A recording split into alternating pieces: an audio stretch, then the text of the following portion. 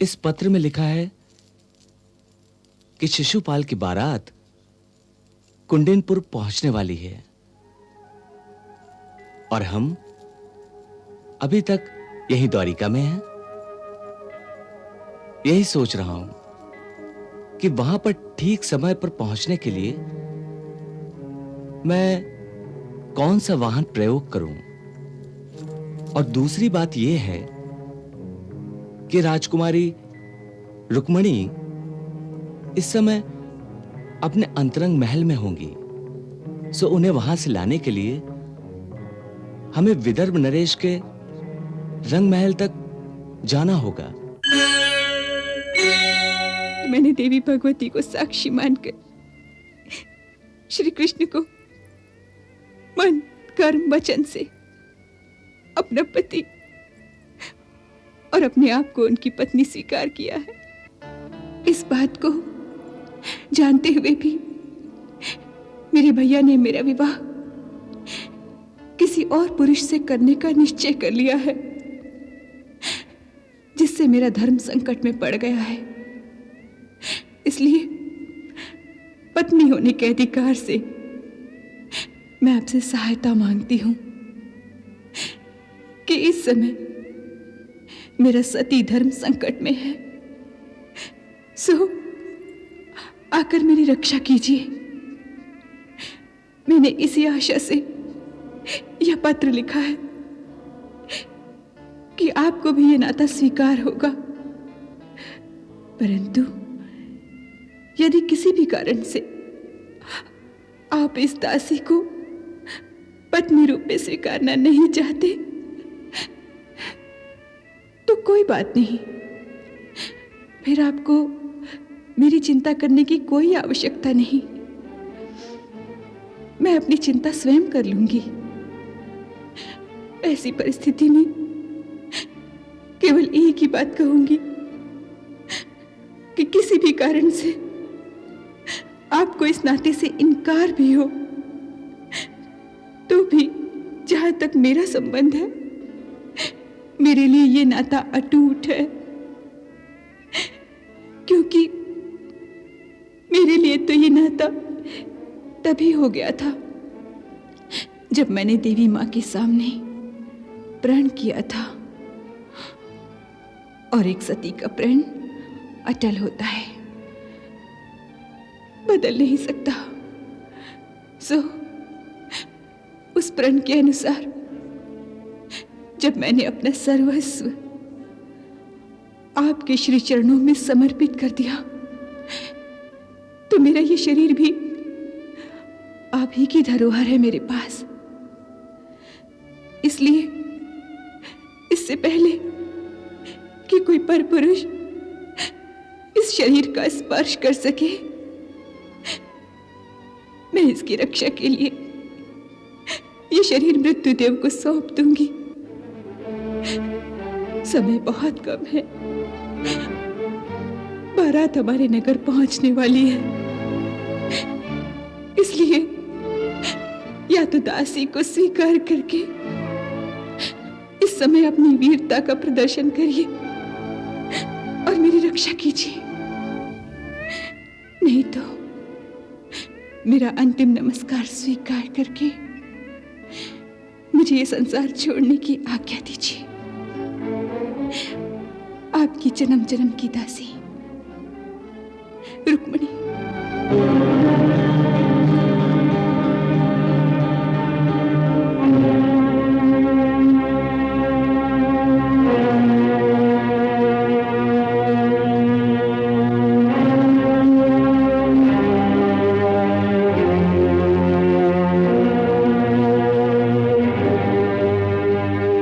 प्रभु, आप किस सोच में पड़ गए? मैं किसी सोच में नहीं पड़ा हूं गुरुदेव। मैं तो केवल अपना कार्यक्रम निश्चित कर रहा हूं। इस पत्र में लिखा है कि शिशुपाल की बारात कुंडेनपुर पहुंचने वाली है और हम अभी तक यही द्वारिका में हैं। यही सोच रहा हूं कि वहां पर ठीक समय पर पहुंचने के लिए मैं कौन सा वाहन प्रयोग करूं। और दूसरी बात यह है कि राजकुमारी रुक्मणी इस समय अपने अंतरंग महल में होंगी, सो उन्हें वहां से लाने के लिए हमें विदर्भ नरेश के रंग महल तक जाना होगा। सोच रहा हूं कि एक राजा के अंतरंग महल पर आक्रमण करना कोई वीरोचित कार्य होगा या इससे वीरता को लाज लग सकती है। आप ये सोच रहे थे और मैं इस चिंता में था कि कहीं आपके मन में राजकुमारी रुक्मिणी को स्वीकार करने में कोई दुविधा तो नहीं।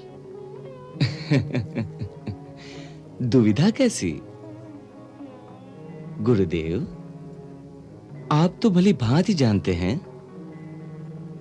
कि यह संबंध तो पुरातन है, तो फिर दुविधा कैसी? जानता हूं भगवान, स्वयं नारद जी ने मुझे बता दिया था और इसीलिए मैंने महाराज भीष्म को समझाने की बहुत चेष्टा की थी, परंतु वे अपने पुत्र राजकुमार रुक्मी की बात का विरोध करने में असमर्थ हैं। वे असमर्थ क्यों हो गए? राजा हैं, शस्त्र धारण करते हैं, परंतु कायर हैं। उन्हें अपने कर्तव्य पथ पर दृढ़ता से खड़े रहने का साहस नहीं है, मनोबल नहीं है। और उधर देवी रुक्मणी को देखिए, नारी है, परतंत्र है, अबला है, परंतु अपने कर्तव्य पथ पर दृढ़ता से खड़ी है। प्राण दे देगी परंतु प्रण नहीं तोड़ेगी। वे सचमुच एक वीर शुल्का हैं। उनका मोल हमें अपनी वीरता से चुकाना होगा। इसी विषय में हम सोच रहे थे कि उन्हें पाने के लिए हमें कहां तक जाना होगा। केवल भगवती दुर्गा के मंदिर तक। अर्थात? प्रभु, आपकी चिंता यह है कि किसी के अंतरंग महल में कैसे आक्रमण किया जाए। यह चिंता व्यर्थ है। राजकुमारी तक पहुंचने का एक सरल उपाय भी है। वो क्या? राजकुल की रीति है कि विवाह से पहले कन्या गौरी पूजन के लिए दुर्गा माता के मंदिर में जाती है और वो मंदिर नगर से बाहर है। जब वो गौरी पूजन के लिए आएगी तो वही समय होगा आपके वहां पहुंचने का।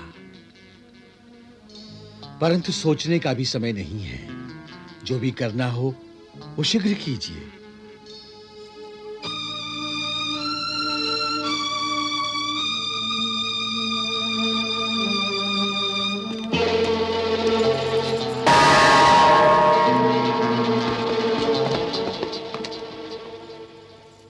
जाओ, हमारे सारथी दारू को नींद से जगाओ और कहो कि तुरंत हमारा रथ तैयार कर दें और उनके पास जो सबसे तेज और शीघ्रगामी घोड़े हों उनको हमारे रथ में जोतें। हमें इसी समय रातों रात प्रस्थान करना है।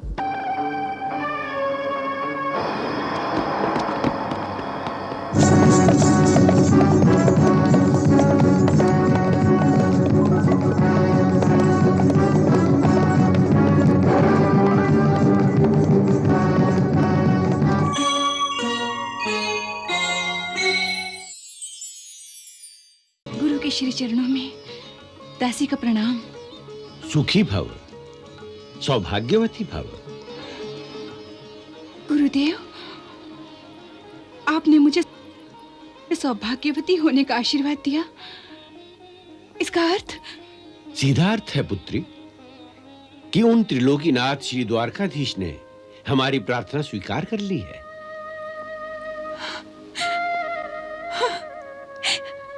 वे स्वयं तुम्हें ले जाने के लिए मेरे साथ आए हैं। स्वयं आए हैं?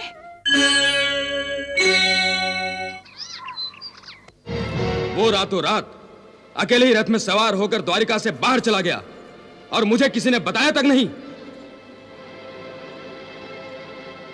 जब उन्होंने अपने सारथी को बुलावा भेजा था तभी मुझे सूचना मिलनी चाहिए थी, तभी। आखिर उनकी सुरक्षा का उत्तरदायित्व तो मुझ पर है। और तुम लोगों ने उन्हें अकेले जाने कैसे दिया? कैसे जाने दिया? कोई सुरक्षा सैनिक या कोई घुड़सवार भी नहीं था उनके साथ।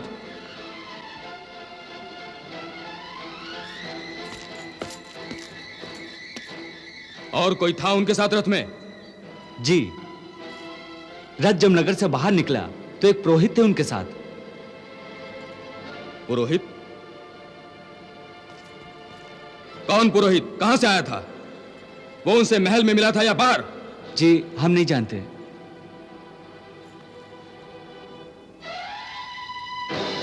उनके कक्ष में चलते हैं। उनके सेवकों को अवश्य पता होगा रात उनसे कोई मिलने आया था या नहीं।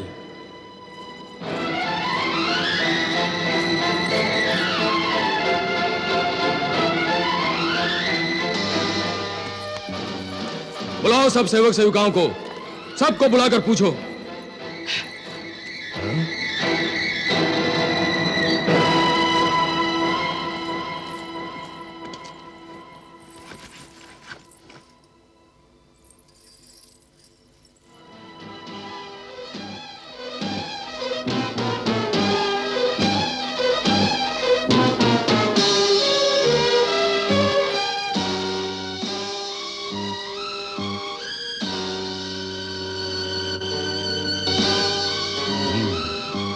तो ये बात है।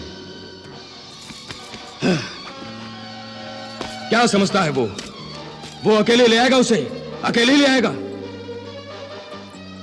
इस समय वहां पर जरासंध, शिशुपाल, शल्यराज, चेदी नरेश और स्वयं रुक्मी की सेनाएं होंगी। वो सब उसे आसानी से विदर्भ राजकुमारी का हरण करने नहीं देंगे। महामंत्री, समस्त सेना नायकों को तत्काल एकत्रित करो। चुटकी बजाने में सारी सेना तैयार हो जाए और कुंडनपुर की ओर कूच करे। जब तक हम श्री कृष्ण के पास नहीं पहुंच जाते तब तक विश्राम करना मना है।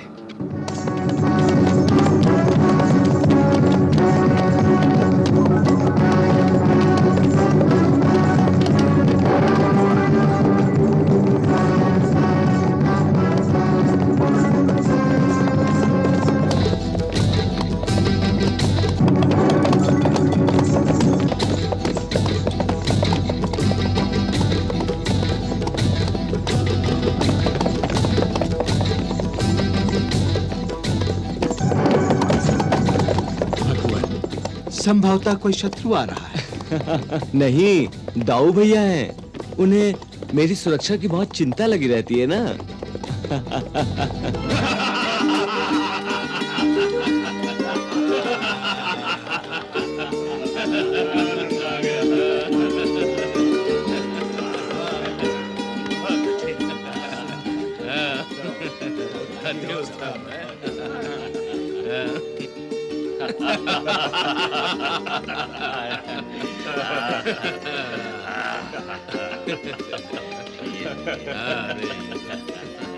बहुत लंबी यात्रा से आए हैं, कोई कष्ट तो नहीं हुआ रास्ते में? समझे जी, बेटे का विवाह करने जा रहा हूँ ये सोचकर मन इतना प्रसन्न था कि कब इतना लंबा रास्ता कट गया पता ही नहीं चला।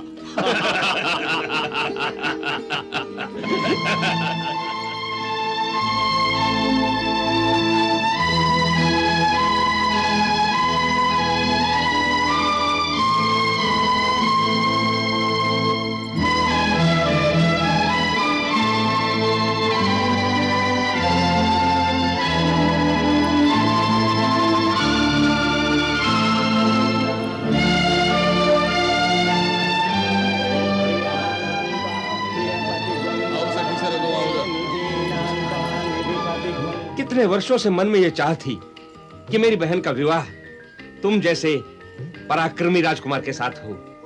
आज वो भी पूरी हो गई है। पूरी हुई नहीं है मित्र, यूं कहो कि पूरी होने वाली है। शिशुपाल, तुम्हारी बात में संदेह झलक रहा है।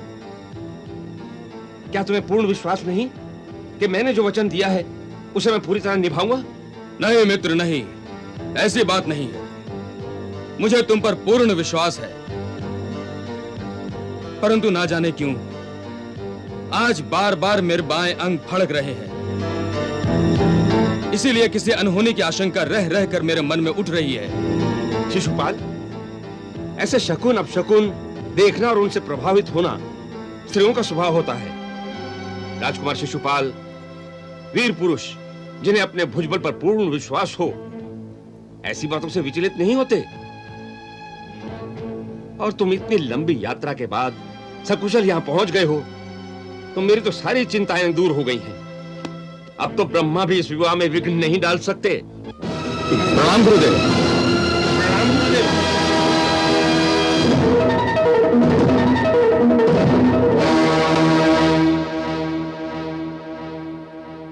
जल्दी करो, मैं थक गई हूँ। बस राजकुमारी जी, तनिक धीरज रखें, श्रृंगार पूरा हो ही गया समझिए।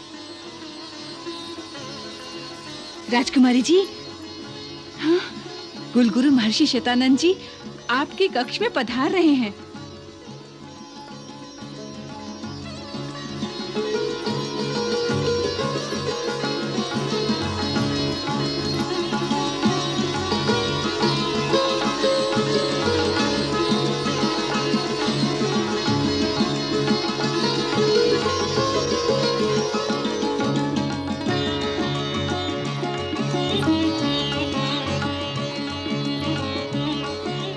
गुरु के श्री चरणों में दासी का प्रणाम। सुखी भव, सौभाग्यवती भव। गुरुदेव, आपने मुझे सौभाग्यवती होने का आशीर्वाद दिया। इसका अर्थ? सीधा अर्थ है पुत्री कि उन त्रिलोकीनाथ श्री द्वारकाधीश ने हमारी प्रार्थना स्वीकार कर ली है।